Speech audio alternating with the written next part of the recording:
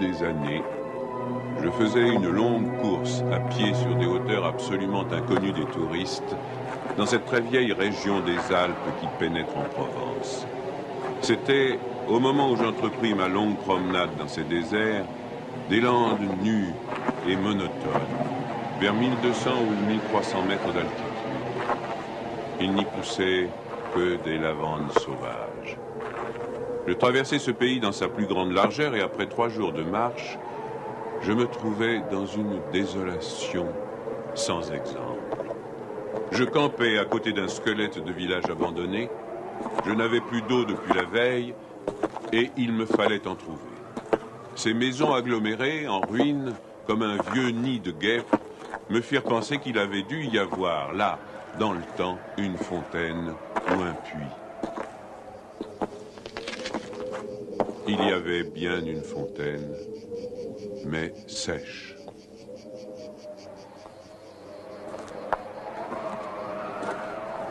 Les 5 à 6 maisons, sans toiture, rongées de vent et de pluie, la petite chapelle au clocher écroulé, étaient rangées comme le sont les maisons et les chapelles dans les villages vivants, mais toute la vie avait disparu. C'était un beau jour de juin, avec un grand soleil, mais sur ces terres sans abri et hautes dans le ciel, le vent soufflait avec une brutalité insupportable. Ces grondements dans les carcasses des maisons étaient ceux d'un fauve dérangé dans son repas. Il me fallut lever le camp.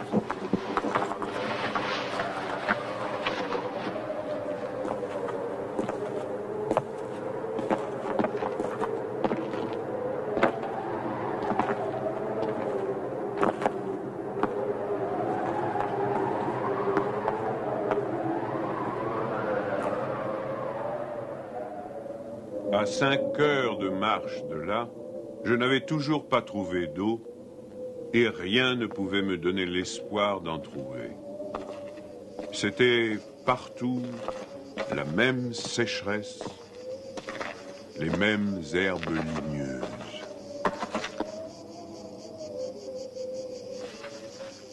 Il me sembla apercevoir, dans le lointain, une petite silhouette noire, debout. Je la pris pour le tronc d'un arbre solitaire. À tout hasard, je me dirigeai vers elle. C'était un berger. Une trentaine de moutons, couchés sur la terre brûlante, se reposaient près de lui. Il me fit boire à sa gourde. Un peu plus tard, il me conduisit à sa bergerie, dans une ondulation du plateau. Il tirait son eau, excellente, d'un trou naturel très profond, au-dessus duquel il avait installé un treuil rudimentaire. Cet homme parlait peu, c'est le fait des solitaires, mais on le sentait sûr de lui et confiant dans cette assurance. C'était insolite dans ce pays dépouillé de tout. Il n'habitait pas une cabane, mais une vraie maison en pierre, où l'on voyait très bien comment son travail personnel avait rapiécé la ruine qu'il avait trouvée là, à son arrivée. Son toit était solide et étanche. Le vent qui le frappait faisait sur les tuiles le bruit de la mer sur les plages. Son ménage était en ordre, son parquet balayé, son fusil graissé. La soupe bouillait sur le feu. Je remarquai alors qu'il était aussi rasé de frais, que tous ses boutons étaient solidement cousus, que ses vêtements étaient reprisés avec le soin minutieux qui rend les reprises invisibles.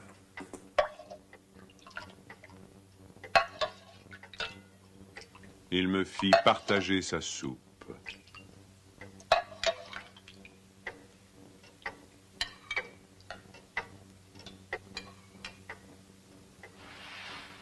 Comme après, je lui offrais ma blague à tabac, il me dit qu'il ne fumait pas. Son chien silencieux comme lui, était bienveillant, sans bassesse.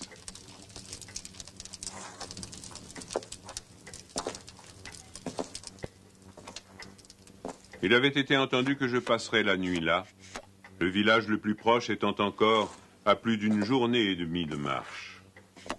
Je connaissais parfaitement le caractère des rares villages de cette région. Il y en a 4 ou 5, dispersés, loin les uns des autres, sur les flancs de ces hauteurs, dans les taillis de chênes blancs, à la toute extrémité des routes carrossables. Ils sont habités par des bûcherons qui font du charbon de bois. Ce sont des endroits où l'on vit mal. Les familles, serrées les unes contre les autres, dans ce climat qui est d'une rudesse excessive, aussi bien l'été que l'hiver, exaspèrent leur égoïsme en vase clos. L'ambition irraisonnée s'y démesure. Dans le désir continu de s'échapper de cet endroit, les hommes vont porter leur charbon à la ville, puis y retournent. Les plus solides qualités craquent sous cette perpétuelle douche écossaise. Les femmes mijotent des rancœurs. Il y a concurrence sur tout, aussi bien pour la vente du charbon de bois que pour le banc à l'église, pour les vertus qui se combattent entre elles, pour les vices qui se combattent entre eux, et pour la mêlée générale des vices et des vertus sans repos. Par là-dessus, le vent également sans repos irrite les nerfs. Il y a des épidémies de suicide et de nombreux cas de folie, presque toujours meurtrières.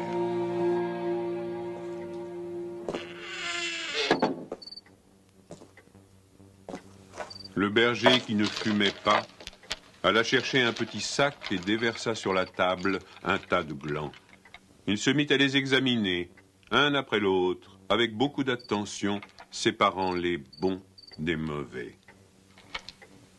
Je fumais ma pipe, je proposais de l'aider. Il me dit que c'était son affaire. En effet, voyant le soin qu'il mettait à ce travail, je n'insistais pas. Ce fut toute notre conversation.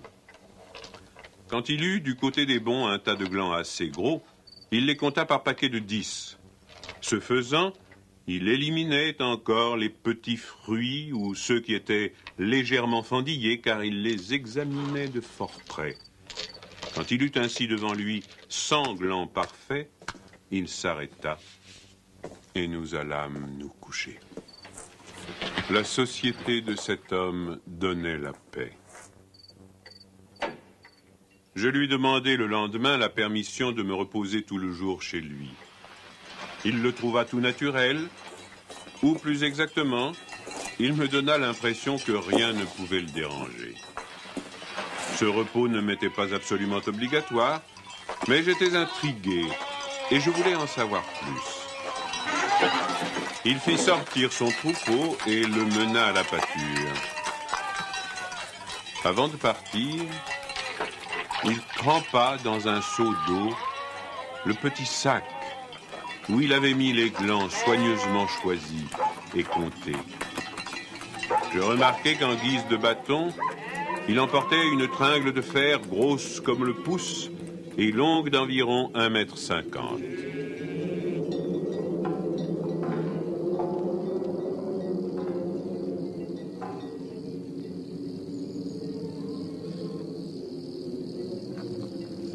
Je fis celui qui se promène en se reposant, et je suivis une route parallèle à la sienne.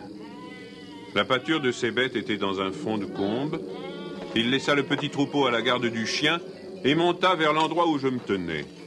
J'eus peur qu'il vînt pour me reprocher mon indiscrétion, mais pas du tout. C'était sa route, et il m'invita à l'accompagner si je n'avais rien de mieux à faire. Il allait à 200 mètres de là, sur la hauteur. Arrivé à l'endroit où il désirait aller, il se mit à planter sa tringle de fer dans la terre. Il faisait ainsi un trou dans lequel il mettait un gland, puis il rebouchait le trou. Il plantait des chênes. Je lui demandai si la terre lui appartenait. Il me répondit que non.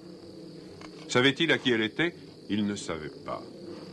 Il supposait que c'était une terre communale ou peut-être était-elle la propriété de gens qui ne s'en souciaient pas. Lui ne se souciait pas de connaître les propriétaires. Il planta ainsi ses sanglants avec un soin extrême.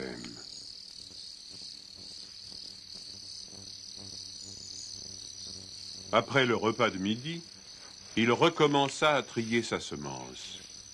Je mis, je crois, assez d'insistance dans mes questions, puisqu'il y répondit.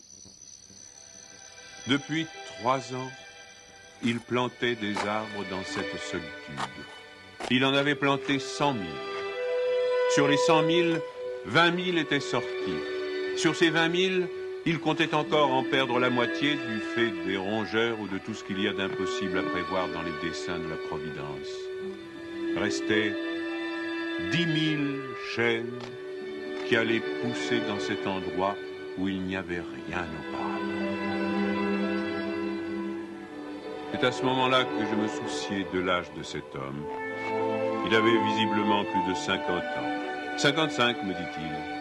Il s'appelait Elzéar Bouffier. Il avait possédé une ferme dans les plaines. Il y avait réalisé sa vie. Il avait perdu son fils unique, puis sa femme. Il s'était retiré dans la solitude où il prenait plaisir à vivre lentement avec ses brebis et son chien. Il avait jugé que ce pays mourrait par manque d'arbres. Il ajouta que n'ayant pas d'occupation très importante, il avait résolu de remédier à cet état de choses. Mon jeune âge me forçait à imaginer l'avenir en fonction de moi-même et d'une certaine recherche du bonheur. Je lui dis que dans 30 ans, ces 10 000 chênes seraient magnifiques. Il me répondit très simplement que si Dieu lui prêtait vie, dans 30 ans, il en aurait planté tellement d'autres que ces 10 000 seraient comme une goutte d'eau dans la mer. Il étudiait déjà la reproduction des hêtres et il en avait près de sa maison une pépinière issue des faînes. Les sujets qu'il avait protégés de ses moutons étaient de toute beauté. Il pensait également à des bouleaux pour les fonds où, me dit-il, une certaine humidité dormait à quelques mètres de la surface du sol. Nous nous séparâmes le lendemain. L'année d'après, il y eut la guerre de 14 dans laquelle je fus engagé pendant 5 ans. Un soldat d'infanterie ne pouvait guère y réfléchir à des arbres.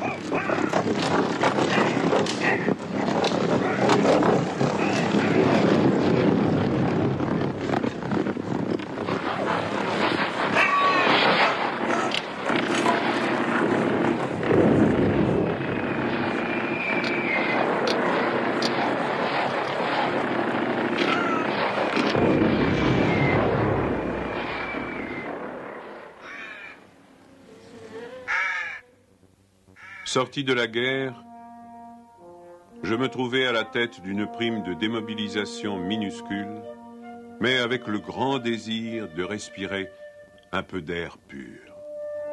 C'est sans idée préconçue, sauf celle-là, que je repris le chemin de ces contrées désertes. Le pays n'avait pas changé. Toutefois, au-delà du village mort, j'aperçus dans le lointain une sorte de brouillard gris qui recouvrait les hauteurs comme un tapis. Depuis la veille, je m'étais remis à penser à ce berger planteur d'arbres. 10 000 chênes, me disais-je, occupent vraiment un très large espace.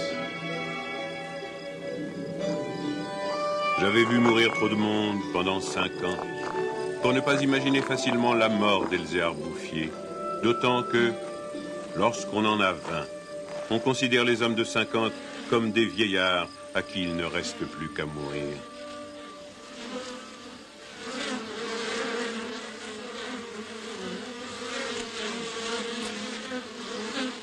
Il n'était pas mort.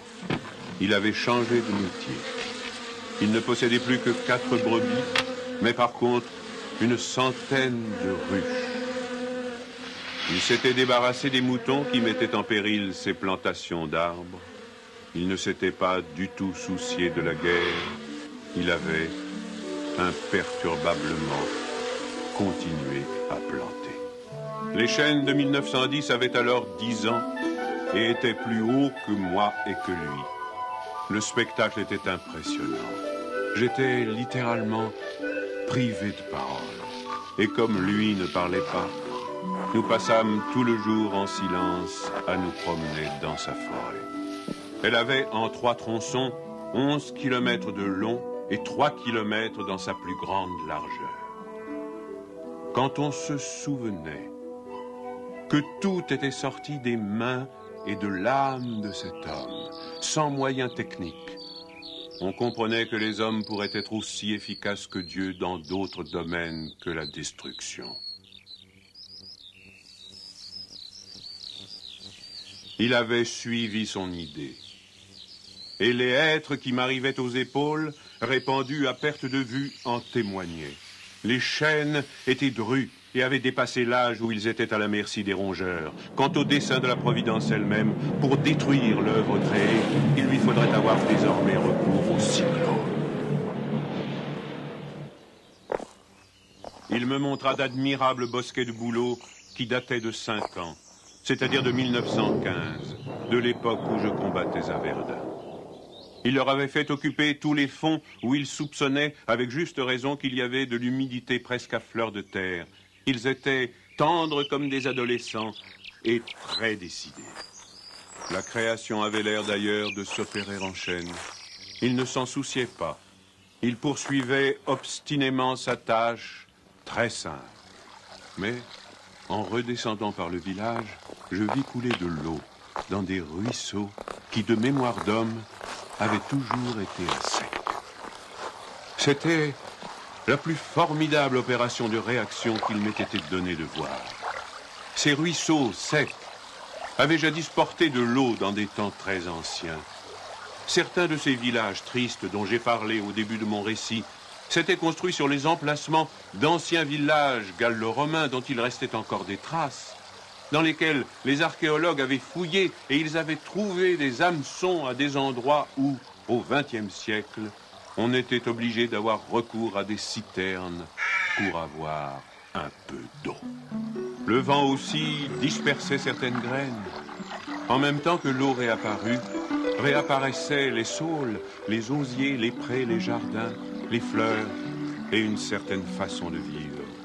Mais la transformation s'opérait si lentement qu'elle entrait dans l'habitude sans provoquer d'étonnement. Les chasseurs qui montaient dans les solitudes à la poursuite des lièvres ou des sangliers avaient bien constaté le foisonnement des petits arbres, mais ils l'avaient mis sur le compte des malices naturelles de la terre. C'est pourquoi personne ne touchait à l'œuvre de cet homme. Si on l'avait soupçonné, on l'aurait contrarié. Il était insoupçonnable. Qui aurait pu imaginer, dans les villages et les administrations, une telle obstination dans la générosité la plus magnifique?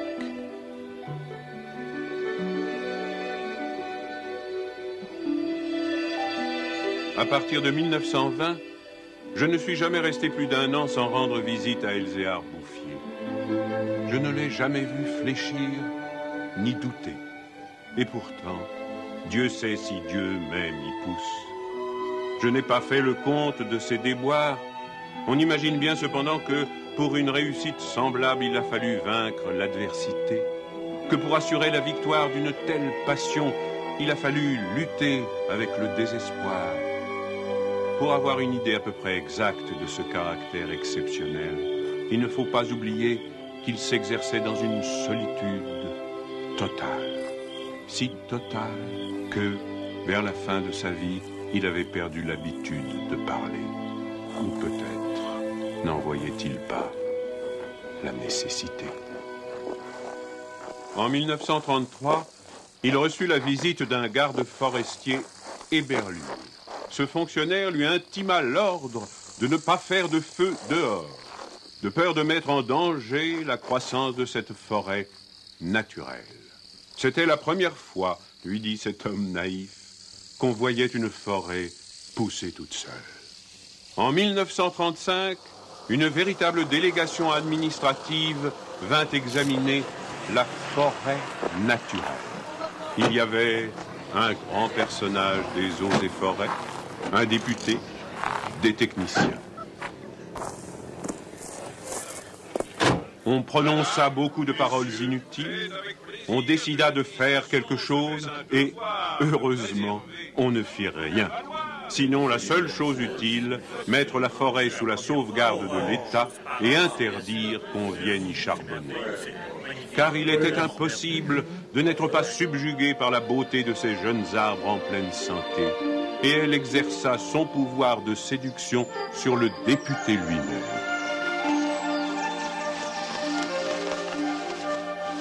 J'avais un ami parmi les capitaines forestiers qui était de la délégation.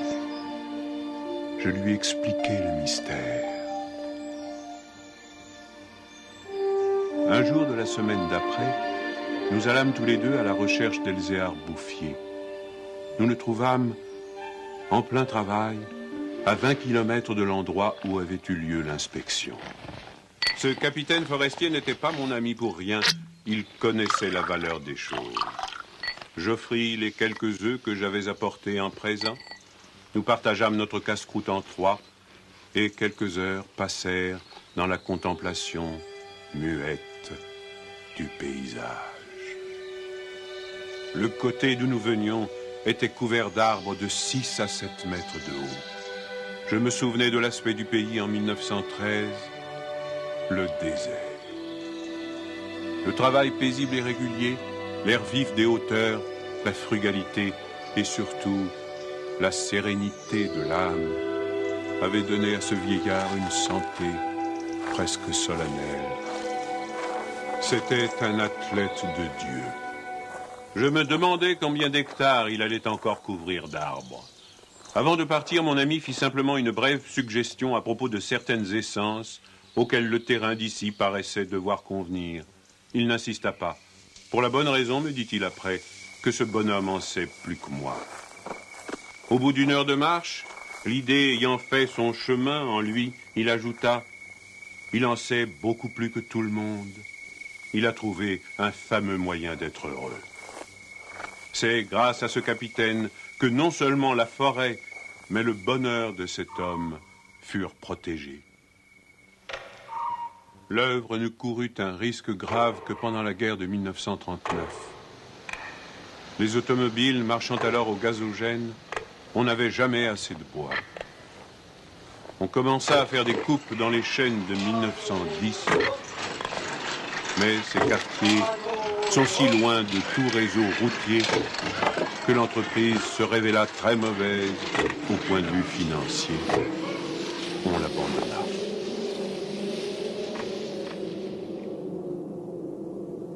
Le berger n'avait rien vu. Il était à 30 km de là, continuant paisiblement sa besogne, ignorant la guerre de 39, comme il avait ignoré la guerre de 14. J'ai vu Elzéar Bouffier pour la dernière fois en juin 1945. Il avait alors 87 ans.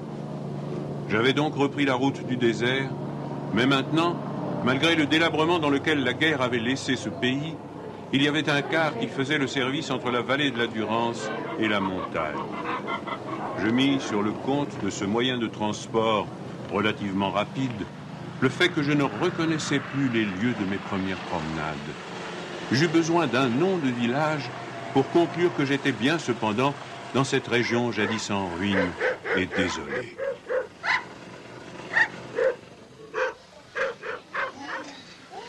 Le car me débarqua à Vergaux. En 1913, ce hameau de 10 à 12 maisons avait 3 habitants. Ils étaient sauvages, se détestaient, vivaient de chasse au piège. Leurs conditions étaient sans espoir. Tout était changé. L'air lui-même. Au lieu des bourrasques sèches et brutales qui m'accueillaient jadis, soufflait une brise souple, chargée d'odeurs.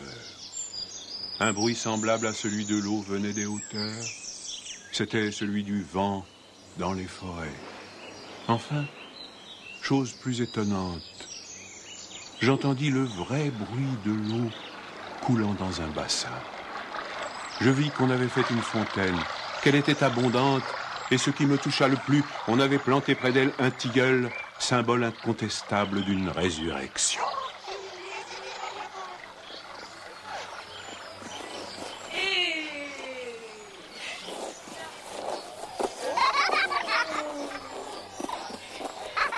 Par ailleurs, Verdun portait les traces d'un travail pour l'entreprise duquel l'espoir est nécessaire. L'espoir était donc revenu. On avait déblayé les ruines, abattu les pans de murs délabrés. Les maisons neuves, crépies de frais, étaient entourées de jardins potagers où poussaient, mélangés mais alignés, les légumes et les fleurs, les choux et les rosiers, les poireaux et les gueules de loup, les céleris et les anémones. C'était désormais un endroit où l'on avait envie d'habiter. À partir de là, je fis mon chemin à pied. La guerre dont nous sortions à peine n'avait pas permis l'épanouissement complet de la vie, mais Lazare était hors du tombeau. Sur les flancs abaissés de la montagne, je voyais de petits champs d'orge et de seigle en herbe. Au fond des étroites vallées, quelques prairies verdissaient.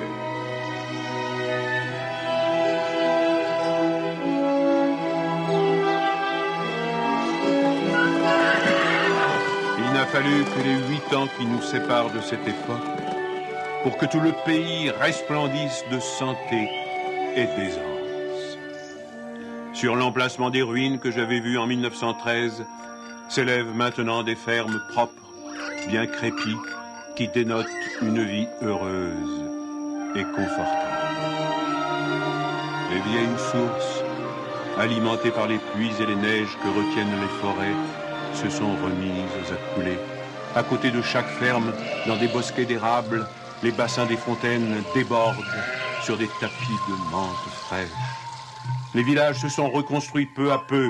Une population venue des plaines où la terre se vend chère s'est fixée dans le pays, y apportant de la jeunesse, du mouvement, de l'esprit d'aventure. On rencontre dans les chemins des hommes et des femmes bien nourris, des garçons et des filles qui savent rire et ont repris goût aux fêtes campagnardes.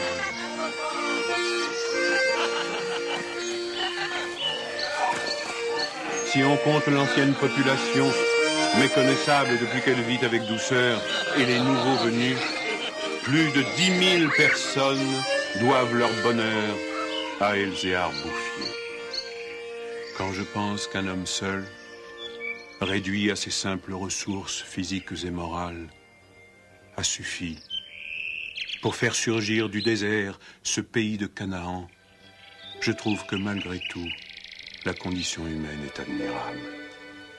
Mais, quand je fais le compte de tout ce qu'il a fallu de constance dans la grandeur d'âme et d'acharnement dans la générosité pour obtenir ce résultat, je suis pris d'un immense respect pour ce vieux paysan sans culture qui a su mener à bien cette œuvre digne de Dieu.